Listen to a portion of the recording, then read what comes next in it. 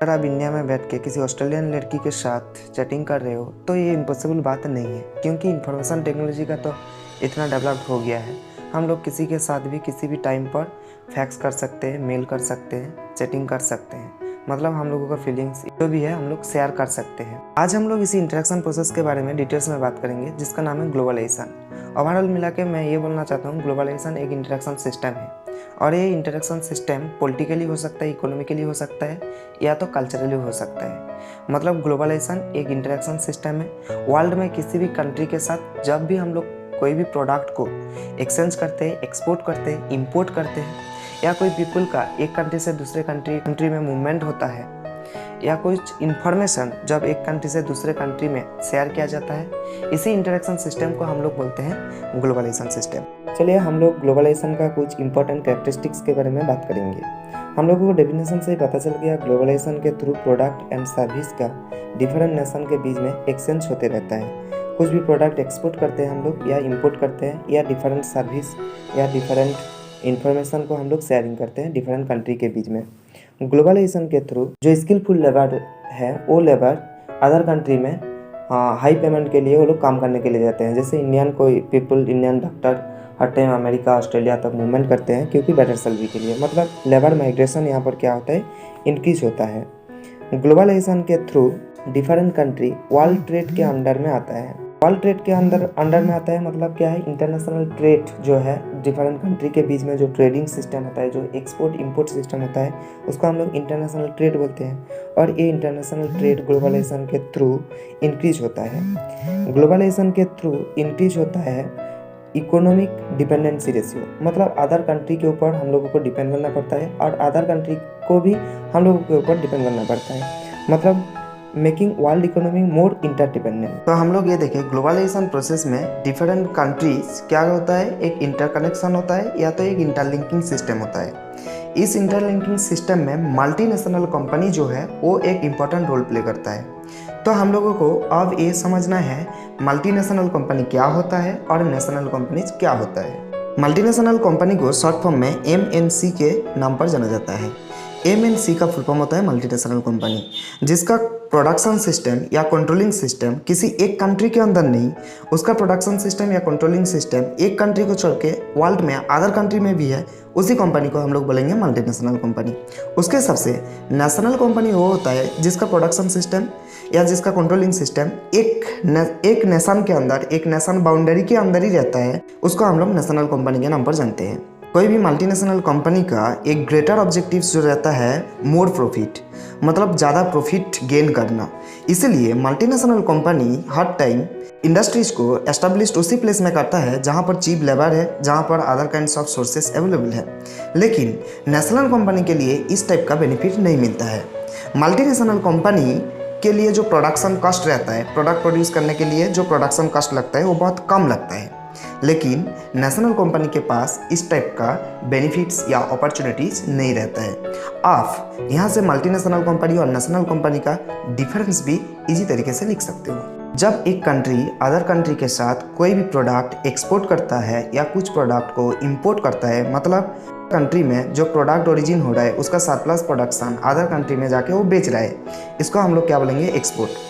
और कोई product country में नहीं है, उसको अदर कंट्री से ला रहे हैं हम लोग, तो उसको हम लोग बोलेंगे इंपोर्ट। ऐसे ही एक्सपोर्ट इंपोर्ट रिलेटेड वर्क को हम लोग फॉरेन ट्रेड के नाम पर जानते हैं। यहाँ पर मल्टीनेशनल कंपनी फॉरेन इन्वेस्ट के नाम पर जाना जाता है। लेकिन कोई मल्टीनेशनल कंपनी अगर अदर कंट्री में आके बिजनेस करना चाहता है तो उसके लिए उसको लैंड चाहिए, बिल्डिंग कंस्ट्रक्शन चाहिए और other kinds of machinery process करने के लिए उसको कुछ मनी इन्वेस्ट करना पड़ता है। इसी सिस्टम को हम लोग बोलते हैं फॉरेन इन्वेस्टमेंट। आपको पता है एक मल्टीनेशनल कंपनी जब एक कंट्री में आके इन्वेस्ट करता है तब एक लोकल कंपनी को बहुत ज़्यादा बेनिफिट मिलता है। लेकिन कैसे? इसके लिए आपको लोकल कंपनी का कंडीशन को समझना बहुत ज़रूरी है। मान लीजिए इंडिया का कोई एक कंपनी है, हम लोग को पता है इंडिया का जो कंपनी है उसके पास अवेलेबल टेक्नोलॉजी नहीं है, प्रॉपर मनी नहीं है और प्रॉपर इन्वेस्टमेंट पॉलिसी नहीं है उसके पास।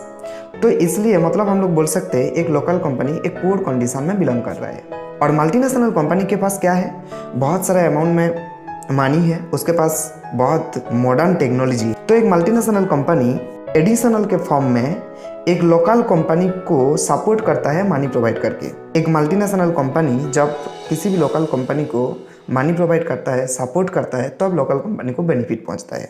मल्टीनेशनल कंपनी के पास लेटेस्ट टेक्नोलॉजी होता है और वो टेक्नोलॉजिकल सपोर्ट प्रोवाइड करता है एक लोकल कंपनी को, जिसके थ्रू लोकल कंपनी का जो प्रोडक्शन सिस्टम है वो प्रोडक्शन सिस्टम में इंक्रीज होता है। मतलब लोकल कंपनी का प्रोडक्शन सिस्टम इंक्रीज करने के लिए ये हेल्प करता है।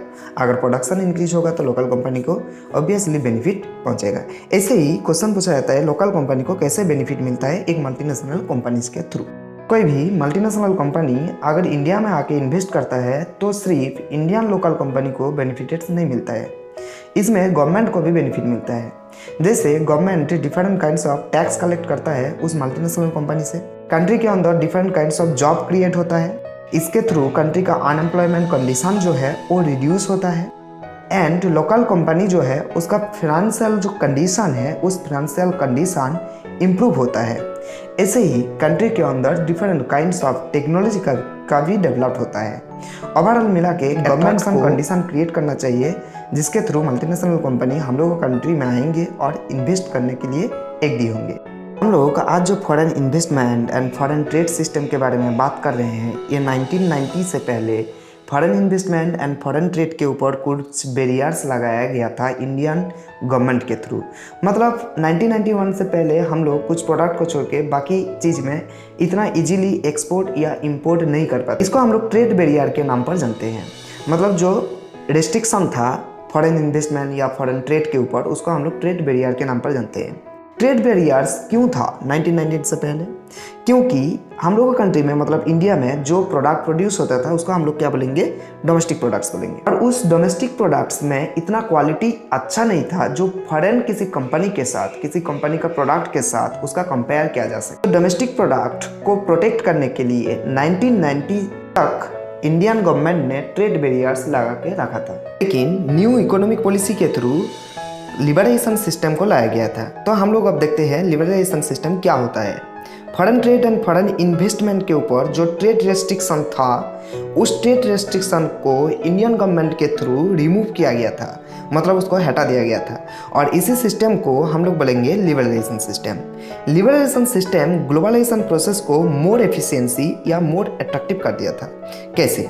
देखिए, अगर किसी कंट्री में लिबरलाइजेशन प्रोसेस के थ्रू ट्रेड रिमूव किया गया, ट्रेड बैरियर्स जो था उसको रिमूव कर दिया जाएगा, तो कोई भी कंपनी, कोई भी कंट्री किसी भी कंट्री के साथ बहुत ईजी तरीके से बिजनेस कर सकता है। मतलब कोई भी प्रोडक्ट को एक्सपोर्ट कर सकता है या इंपोर्ट कर सकता है। तो ये एक साइड में ग्लोबलाइजेशन प्रोसेस को और भी इफेक्टिव बनाने के लिए हेल्प करता है।